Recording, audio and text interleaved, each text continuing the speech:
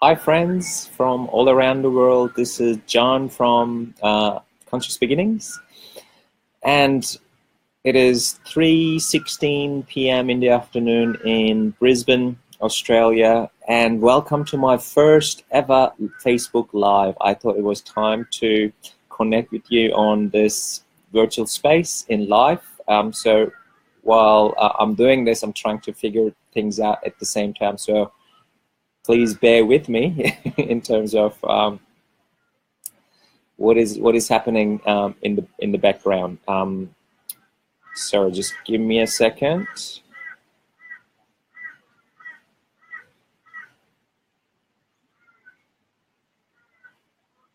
Okay, I think I figured it all out. I hope you can see me, you can hear me well. Please make a comment if you have any issues, and let me know. Today, I would like to share my story around how I started to practice mindfulness and meditation and how it actually changed my life.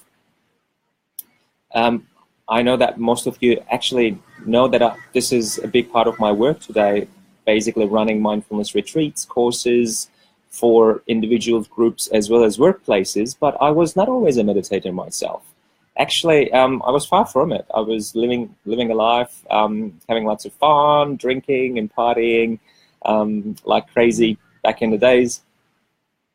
And it all started in the year 2006, when I was going through a very low time in my life. At the time, I was living in Munich, and I had a couple of things happening back then. First of all, I had a lot of family problems. Second of all, I was in a job that I didn't really like. It was based in tourism. It wasn't difficult or anything like that, but it was just day in, day out, the same thing. It's a bit like repeating the same things again and again. But I think most importantly, I didn't have a meaning or purpose to wake up to. So I was in this place of being stuck and not knowing how to move further or forward. And what was going on back then is, this is way before my education or my studies in counseling and psychotherapy. So I had very limited knowledge about mental health, what was going on in my mind, but I knew that something was off because that was pretty much the worst I've ever felt. So I decided to go and seek some help. Therefore, I went to see a neurologist because I literally thought something was wrong with my brain at the time. I made an appointment, went to see him. He did some tests, and the tests came back okay, but he said that that I was depressed. So that I was in that low moment in my life, and I asked him, what can we do about it? He prescribed some antidepressants for me. I happily took them and went back home. I remember very vividly taking one of these little tiny pills. It was almost like a life-turning moment for me. When I took that pill, I was expecting to doze off to sleep, having a good night's sleep, and waking up feeling wonderful the next day. Pretty much the opposite effect happened. It felt like my brain went into fire. I had these random, bizarre thoughts, and I actually couldn't sleep all night. I was a wreck the next morning. I immediately went back to the doctor and told him what had happened. He looked at me and said that it will take 4 to 6 weeks until your body will get used to the medication so that we can start seeing some effects. At that moment, a part of me knew that I had to find a new way to deal with what I was going through at the time, because deep down, a part of me knew that I actually may not have 4 to 6 more weeks to be on this planet. There was so much suffering in my life, I actually wanted to check out. I didn't want to be here any longer. Now, desperate times requires desperate measures. A friend of mine had told me about this 10-day silent meditation retreat about 2 years before I even considered going there. And at the time, I was thinking about why actually would I do that? Spending 10 days of my life not talking to anybody, and meditating in silence. So it never crossed my mind back then. But something in me kind of guided me to actually apply. The retreat was at the time in Switzerland, and I showed up.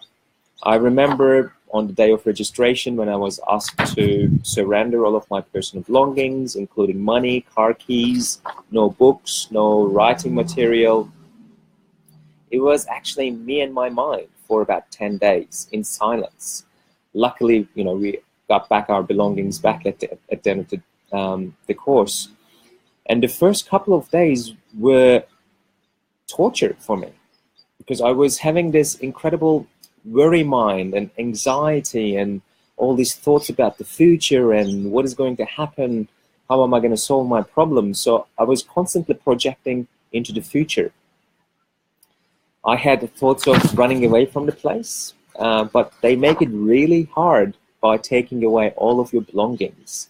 How far can you actually go without car keys or money in today's society? So I made a conscious decision to stay until the end of the course. I was struggling through the course, through the retreat. I was actually spending more time outside in the garden, walking around and sitting and meditating in the hall. And something started to shift around day 3 or 4. My mind started to settle down a little bit. I wasn't having all these, negative chatter in my mind so much.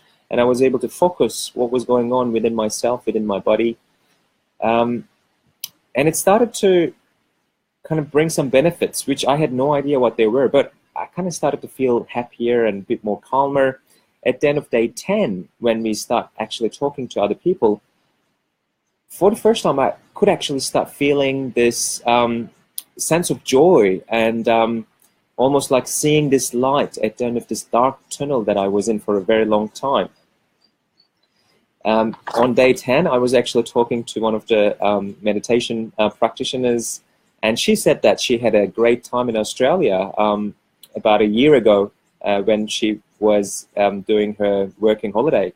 And at that moment, I thought, oh, what a great idea. So there was another insight for me that I thought, yes, okay, I think after this retreat, I would like to try my luck in Australia. So soon after this retreat, I started to make some drastic changes in my life, one of which was to quit my job in Munich in tourism. And 6 weeks after the silent meditation retreat, I found myself in an airplane coming to Australia. This is how my journey in this beautiful land started over 12 years ago today.